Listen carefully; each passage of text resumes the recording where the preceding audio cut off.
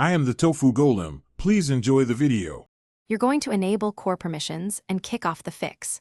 First, confirm you're signed into the correct Google account and open Gmail settings. Then turn notifications to all new mail and enable label alerts for key folders. Make sure the device grants notification permission to Gmail and remove battery optimization so Android or iOS won't stop background delivery. Once done, force close and reopen the app to apply changes. This forces the system to re-register the notification channel. Now verify system-level settings that commonly block alerts. Check the device's notifications list and confirm Gmail is allowed. Make sure Do Not Disturb exceptions include app alerts or that DND is off. Enable background data and auto-sync for your Google account so push works reliably. Clear the Gmail app cache and check storage, then update Gmail via the App Store.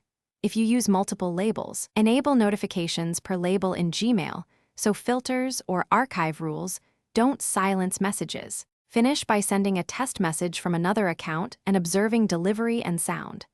If it still fails, uninstall and reinstall Gmail or reset app preferences to restore default notification behaviors, then regrant permissions and re-enable sync. Update the OS if pending, because system patches can fix push issues.